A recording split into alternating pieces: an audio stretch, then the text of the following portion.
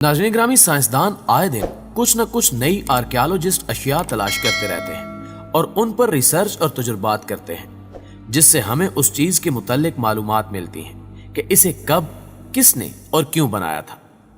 आखिर आज से हजारों साल पहले इस चीज को किस तरह इस्तेमाल किया जाता रहा होगा। मगर अब तक माहिरीन को कुछ ऐसे स्ट्रक्चर्स भी मिले हैं जो कि बहुत ज्यादा पुरस्कार हैं। माहिरीन आज तक इनके बारे में कुछ मालूम नहीं कर सके कि वो क्या हैं, उनको कैसे और किस मकसद के लिए बनाया गया था। तो आइए चलकर मौजू का आगाज करते हैं। शर्वीना बेलगोला। नाज़रीन ग्रामी, आगाज करते हैं पड़ोसी मुल्क इंडिया में मौजूद शर्वीना बेलगोला नामी शहर से। यह शहर दरअसल पुराने मंदिरों का एक शहर है। इन मंदिरों की सबसे खास बात यह है कि इन्हें ईंटों की मदद से जोड़कर नहीं, बल्कि एक ही पत्थर को अच्छे से तराश कर मंदिरों की शक्ल दी गई है। यहां मौजूद सभी मंदिरों की सबसे खास बात इनमें मौजूद पिलर्स हैं, जिन पर एक खास और बहुत ही मुश्किल तरीन नक्काशी की गई है, जिन्हें महज देखने के लिए दुनिया भर से सयाह यहां आते हैं।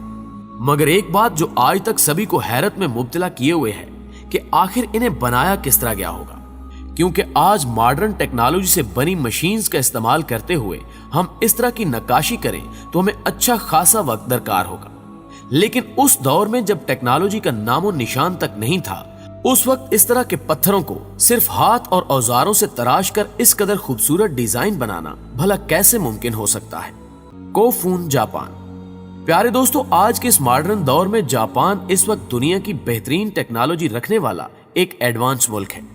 लेकिन जापान के पास भी हैरान कर देने वाले स्ट्रक्चर्स और अशिया की कोई कमी नहीं है, जिनके मुतालिक अभी तक जापानी टेक्नोलॉजी भी वाज़े मालूमात नहीं दे सकी। जापान में कुछ ऐसे स्ट्रक्चर्स मिले हैं जिन्हें जापान के अलावा कहीं भी नहीं देखा गया। उन्हीं में से एक मकाम को कोफून जापान कहकर पुकारा जाता है। ये एक तरह के दरवाजे पर लगे की होल्स यानी चाबी लगने वाली जगह की तरह दिखते हैं, और इन की होल्स के बिल्कुल दरमियान वाली जगह में मुर्दों को दफन करने के लिए मकबरे तामीर किए गए हैं। इन्हें देखकर इतना अंदाजा तो लगाया जा सकता है कि ये स्ट्रक्चर्स बादशाहों को दफन करने के लिए बनाए गए थे, क्योंकि कोफून का मतलब टॉम्ब यानी मकबरा है। इनसे इन की होल स्ट्रक्चर्स का मतलब तो समझ में आ जाता है, मगर यह भी एक अंदाजा है। इनका सही मकसद समझना अभी तक साइंसदानों के लिए चैलेंज बना हुआ है। आपको यह जानकर काफी हैरानी होगी कि इसी से मिलता जुलता एक मकाम मरीख पर भी मौजूद है, और वहां भी कोफून जैसे मकबरे देखे गए हैं। बालबेक, लबनान। नाज़रीन ग्रामी, लबनान के बालबेक में मौजूद जो पीटर टेम्पल से लेकर बिचूस टेम्पल तक फैला ये इलाका मिस्ट्री से भरपूर है। इन टेम्पल्स के मुताल्लिक कोई भी समझ नहीं सका कि आखिर इन्हें बनाया किस तरह गया होगा।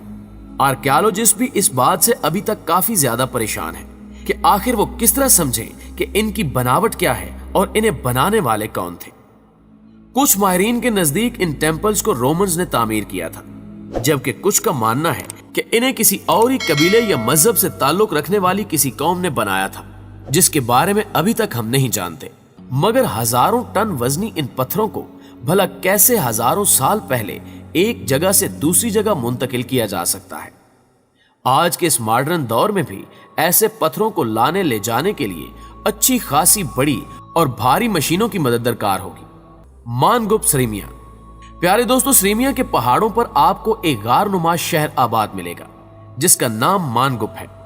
यह शहर इंतहाई पुरस्कार है, क्योंकि यह फाइडोरिया के गुमशुदा शहर से जुड़ा हुआ है।